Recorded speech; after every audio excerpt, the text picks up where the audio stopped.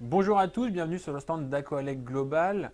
Ensemble, lors de cet atelier, nous allons faire un tour d'horizon de toutes les grandes caractéristiques de cette main.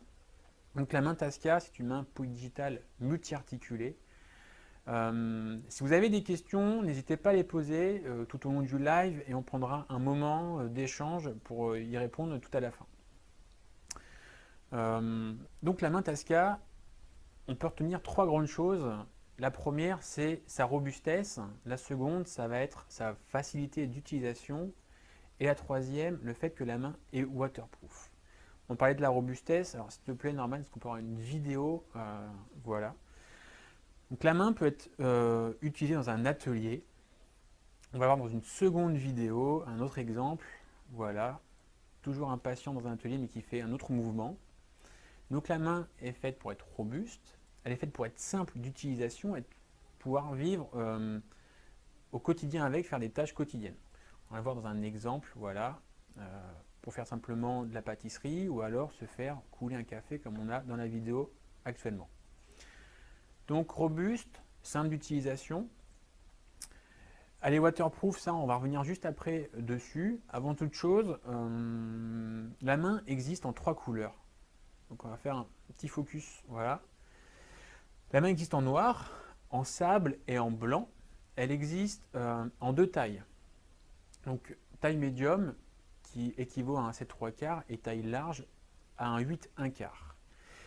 La main existe aussi en deux versions de poignées différentes, donc en quick disconnect ou en low profile. Alors je vous propose de regarder une vidéo que je vais commenter et qui va prendre toutes les grandes caractéristiques de la main.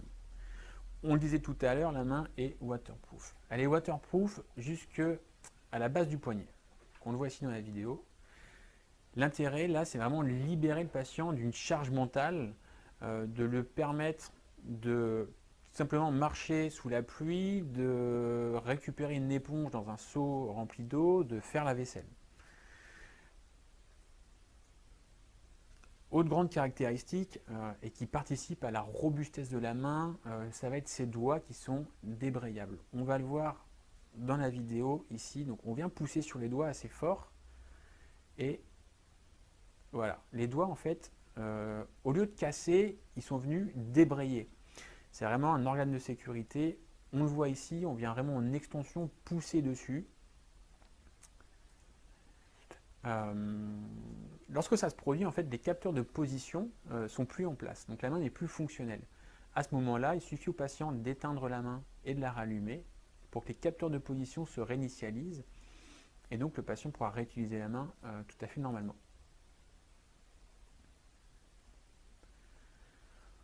Le poignet, on retrouve 50 degrés de liberté dans le poignet, donc 30 degrés de flexion et 20 degrés d'extension. On va pouvoir le bloquer en trois positions.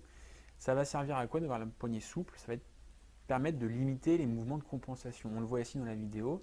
Ça me permet d'utiliser une tondeuse ou alors d'utiliser, de pousser un caddie, de pousser une poussette. On limite vraiment les mouvements de compensation de l'épaule. Donc 30 degrés de flexion, 20 degrés d'extension et on va pouvoir venir les bloquer dans chaque position. Donc là dans la vidéo on l'a bloqué en position neutre. Pour débloquer on va venir pousser sur le bouton. On vient le bloquer, on pousse sur le bouton, voilà, et pour débloquer on repousse dessus. Dans la main on va retrouver sur chaque doigt deux grips digitaux, donc en proximal et en distal. Donc ces grips sont en silicone et vont favoriser l'accroche des objets. Donc que ce soit d'un petit objet comme un crayon, comme un couteau ou une fourchette, ou alors un verre ou une tasse. On le disait, la main est conçue pour être simple d'utilisation. Cette simplicité, elle va passer par ces trois boutons au dos. Et le premier bouton, le bouton Home, lorsque je vais venir cliquer dessus, je vais accéder à une première prise qui est très utilisée, donc qui est la prise latérale. Donc là, on voit le fonctionnement de la prise latérale. Lorsque je vais venir rappuyer une seconde fois sur le bouton Home, je vais accéder à ma prise générale. Voilà le fonctionnement de la prise. Donc avec un appui bref, je vais pouvoir permuter de la prise générale à la prise latérale. Et lorsque je vais venir appuyer, rester appuyé une seconde sur le bouton, je vais accéder à ma prise fine. La prise fine, liée avec les grippes en silicone, la robustesse de la main, ça va me permettre quoi? Comme on le voit dans la vidéo, d'utiliser en fait ma prothèse dans un milieu de travail. Donc tout simplement prendre une mèche de perceuse dans un atelier. Pour résumer, le bouton Home, trois prises les plus utilisées, prise générale, prise latérale, et si je reste appuyé une seconde dessus, ma prise fine.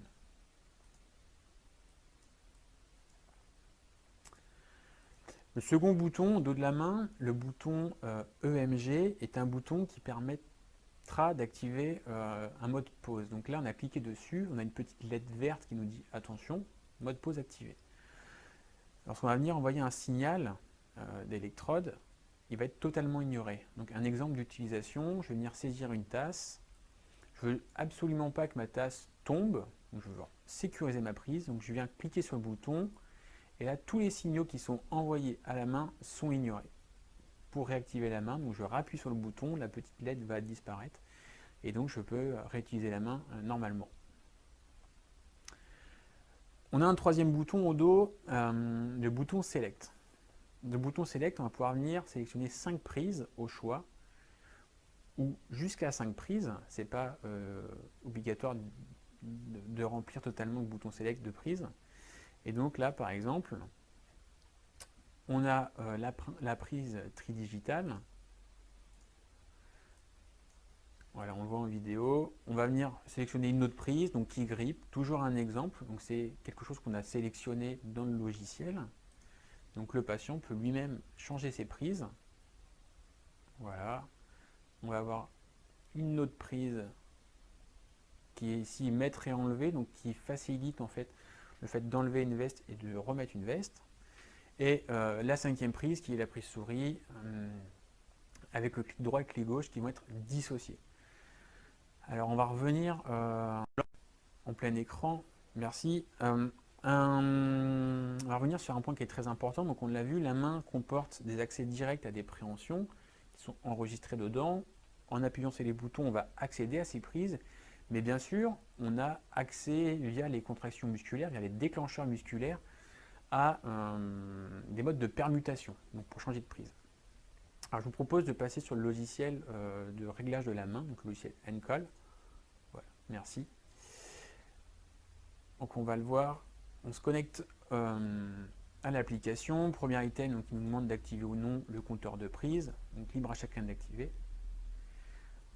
À droite, on va retrouver le sensor graph, donc en pointillé, on va retrouver tous les signaux, tous les seuils en fait, les signaux parasites. Donc tout ce qui va être en dessous les pointillés vont être les signaux ignorés par la main, et au-dessus, en ligne continue, on a les déclencheurs. Donc je vais pouvoir venir régler le niveau de mes déclencheurs, donc que ce soit l'ouverture, la fermeture.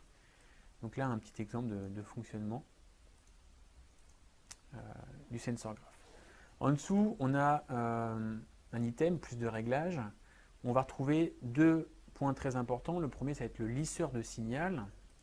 Donc, je vais pouvoir venir lisser mon signal d'ouverture ou de fermeture. Et en dessous, je vais accéder à mes boosters d'électrodes, donc mon booster d'ouverture ou de fermeture.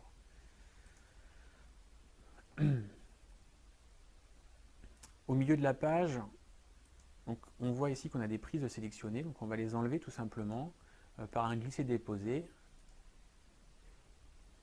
Là, la main, en théorie, n'a plus de prise, donc je vais en rajouter. Donc, une prise de rétrogradage. Au milieu, je vais pouvoir rajouter mes prises à travers mes déclencheurs musculaires. Au total, on a 23 prises et 5 qui sont totalement personnalisables. Donc là, on le voit, on va venir sélectionner les prises et les attribuer à l'endroit où je veux qu'elles apparaissent. Donc là, dans mon bouton Select, on va venir remplir tout simplement la sélection de prises. Là, le patient, lui, aura accès à la même interface. Donc, pour la version utilisateur, il aura moins de réglages qu'un orthoprothésiste, mais il pourra très bien lui-même, en autonomie, régler des prises Alors soit sur son application iOS ou Android, ou alors sur sa version ordinateur. Donc voilà pour les réglages de la main Tasca